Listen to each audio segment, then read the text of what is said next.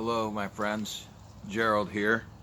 I hope everybody's doing good today, having a good day, good Corona day. Uh, I'm going to just do this right off the cuff here. Um, I've been wanting to have a Bowie knife for a long time now, a couple of years. Did a lot of research on them and stuff, all online. And there were certain things I was looking for in a knife. I uh, I wanted a knife that had good utility purpose, but had all the benefits of its initial intention, which was as a Bowie knife is basically initially considered was a fighting knife or a combat knife. Uh, but it had many other uses as I've seen throughout the years, and there's many things called a Bowie now that don't resemble the initial description. So it's gotten to be a wide reference, wide terms. Um, this particular one that I ended up buying uh, is was something that I wanted an American made. I wanted a USA made knife. I didn't want to see China stamped on it. I have plenty of those. I appreciate them and they're good, but I wanted something made in the USA, and I wanted something handmade. And uh, so I ended up buying this one. This is the knife I got, and it's from a company called Moorhaus, Moorhaus, Moorhaus. And I when I saw it, I bought it off Amazon. When I saw it, I just liked it for a lot of reasons. For one reason, it has what I wanted. I checked out blades, and after looking at all the blade materials and being a metal man, I'm a metalsmith by trade, primarily sheet metal work, uh, various types of fabrication. So I'm familiar with metals and familiar with edges, and I wanted something that had all the descriptions of the Bowie, and I wanted a material that I knew would be able to do all the things, or close to being able to do all the things that I would like a knife to do in a Bowie knife. Because it's my first Bowie knife, so I wanted everything that would make what I thought a first Bowie one. Because being my first sale, first buy, I wanted something that would be everything that I wanted. Well, this Moorhouse is made in the USA. I found out it was hard to find out that the information on the company is very small, but they did say that they're in the USA. I've got it. There's no stamped in China on there. It's made in California. Uh, a small company. It does various forms of cutlery. Definitely handmade. Um, First, I'd like to say this is that I really like the knife. I like the knife so far. Just got it yesterday. Got it. This is actually my birthday present. I bought it for my birthday, which is on the 13th of this month, May 13th. I bought this knife, and I like it. I like it. It has some discrepancies in it, and first I'll go over what I don't like about it. Okay, and then I'll go through and show you how it behaves. But anyway, uh, if you noticed right here in this area of the handle, it has a stag handle. I'll go through the handle. It has a stag handle. It's the blade. The blade is. They advertised it as that I thought I was getting a 7 3/4 inch blade. I got a 10 1/4 inch blade. They told me that it was only a 1/4 inch thick, and I thought, or oh, excuse me, only an 1/8 thick, and I thought, 1/8 inch thick. For a Bowie, it's not right. Not by the descriptions I see. Well, I got the knife, and the knife is. This is after I got the knife. I found that the knife has a 1/4 inch thick blade, full tang, and it's a nice blade. It's got the, it's a real classic Bowie design. Actually, there was a Puma that almost looked almost identical to this knife. So there's a possibility that the gentleman who owns this company, makes these knives, possibly may have worked for Puma at one time, because the knife is almost a dead ringer for a Puma. Everything I saw on the Puma, it's almost the same. Nice stag handle. That's genuine stag. I can smell it. Thing about stag horn, real horn, it's like bone. You can smell it if you plastic doesn't have any smell to it to speak of, but that bone does, and you can smell that bone, so you can tell. Well, anyway, so the edge came out when I got it. The edge was semi razor sharp. There was problems with the craftsmanship up here in the handle area, right here on the bottom chool side. Only wanted the bottom side because I want to be able to do some intricate things with it, which I find it's got a nice weight to it. It's going to be easy to do that. But I wanted to make it where I could get up. So the chool area here, I wanted to make it where I could get up here like this, get a good bite on it so I could really get in and work. So this chool area right here, there's too many rough edges, too many sharp edges along here, all on here. And what it's doing is it's cutting it. It came with a nice sheath, very nice sheath, very nice. It's a left hipper, which for a 10¼ inch knife, I carry a machete on my left. I'm right-handed. I told my grandson this when we were out chopping up do some bushwhacking. He liked wearing his machete over on this side, and he pulled it out, and the blade was always coming up on him. And I said, son, you need to, if you bring it over on this side, the blade will come out away from you, not up against your body. It's real easy to stick yourself or get cut. So I went ahead and this blade is a left mount. It's not ambidextrous. This edge where it's also up on the spine here, right here on the spine. It's also has some roughness and some edge cut on it. So those things are a problem. Actually, what it's doing with this cut down here on this side is it's cutting a little bit into the sheath up here on the strap. So I like the knife in a lot of ways. I have played with a little bit, haven't done that much cutting. I got the edge nice and sharp, real nice and razor sharp. I can shave the hair off my arm. That's real easy, right? Yeah, I can shave that hair off my arm. Pretty quick, pretty easy, right?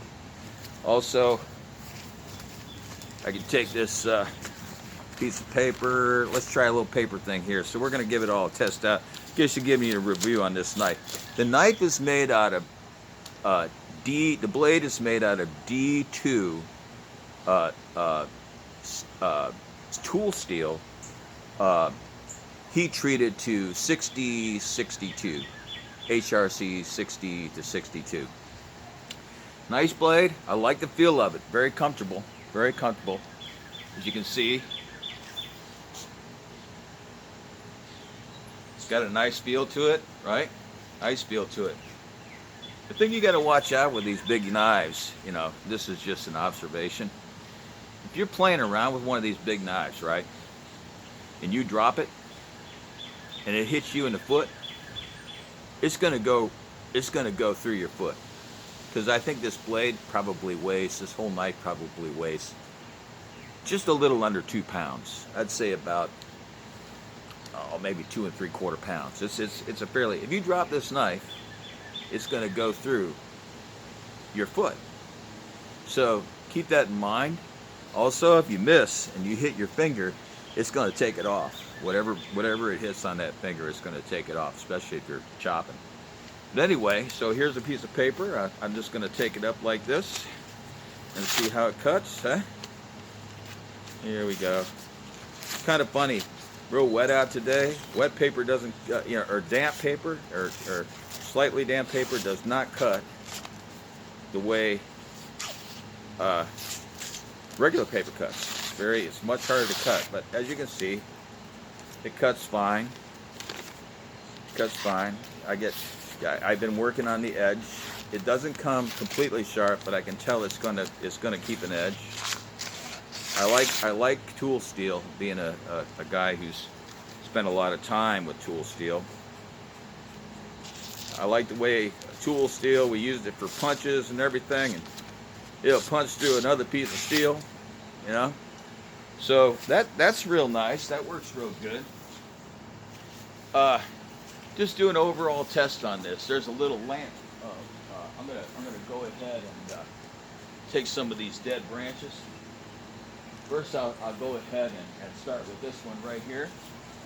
You can see it. It's about an inch, right? Inch in diameter. And as you can see, really wasn't any problem taking that down. I kind of wanted to find it because I wanted to use it. Let's see where it went to. Well, maybe, oh, here it is. So it's not too bad. Did a little more breaking and cutting on that one.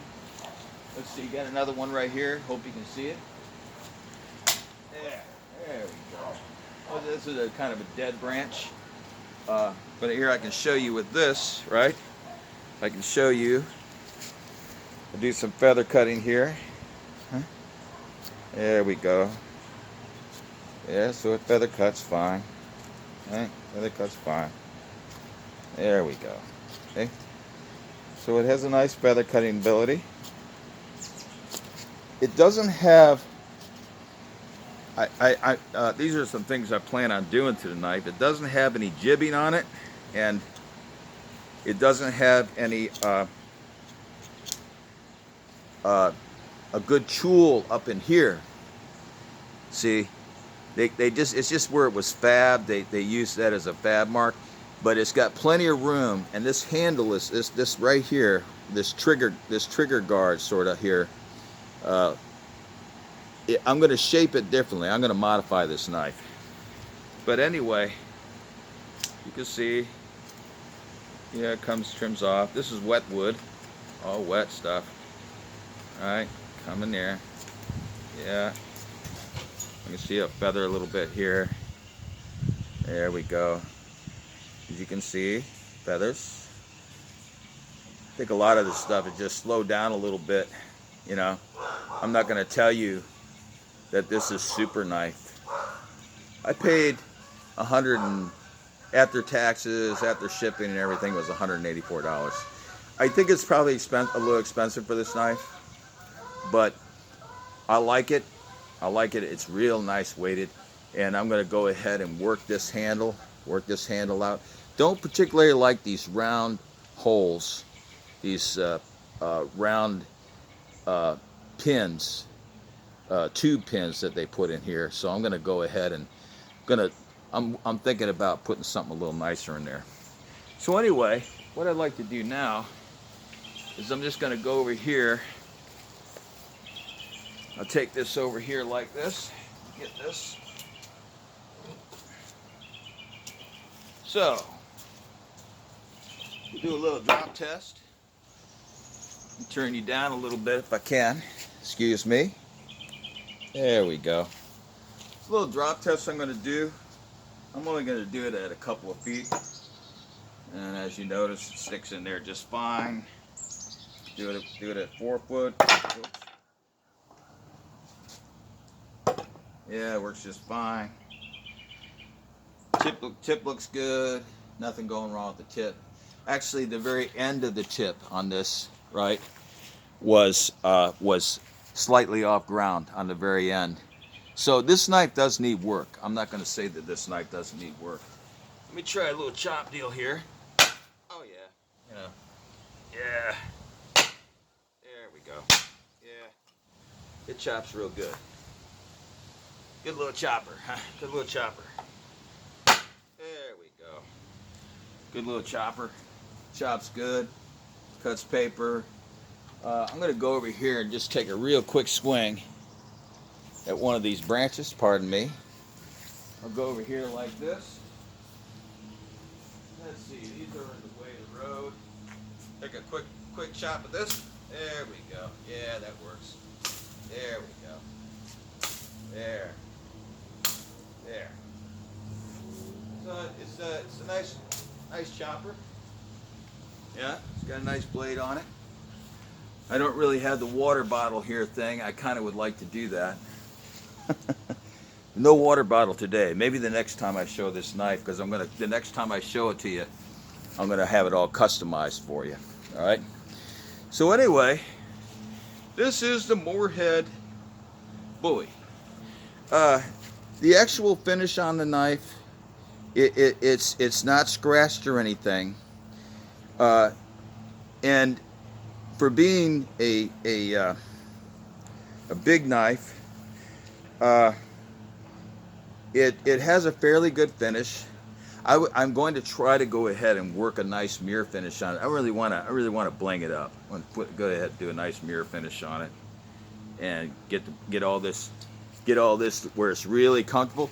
I would like it to where I can get to this side if I want to come up. I need that. I need the jibbing up in here. I'm going to put jibbing on it right up to about this area right here. I'm going to put jibbing on it about 2 inches up the blade, because I like the idea of being able to get up real nice and close and cut. And then I'll have this chewel done out really nicely. I'm going to round it out nicely, file it out. I'm going to go ahead and take these sharp edges off of this and round this off a little. This is too sharp in here and is cutting into the sheath. So I'm going to round that around, make it way more comfortable to make this movement and to get around here sideways and on the top, so I can cut like that on the top. But overall, I actually like the knife. I'm going to keep it. I'm not sending it back. I'm glad I got it. I'm glad I got the a 10 1/4 inch blade. The Lord was looking out for me. I would have preferred it was a longer blade when I read it. I like 7 1/4 is a great size blade, but for my first Bowie, I kind of was wanting a real nice Bowie size Bowie, like Jim Bowie was supposedly. But anyway, I wanted something that had some length. So when I got the 10 1/4, I was happy. Also, there was 4 holes on this, and there was one that was very ugly placed up in here in the original in the photograph on the website on Amazon. I'm glad it's not there. It looks way better with only 3. I'm going to go ahead and work these. So I'm going to work all this out, and when I'm done, I'll get back with you, and you can check it out. Thank you very much. You all have a wonderful, wonderful day. Goodbye.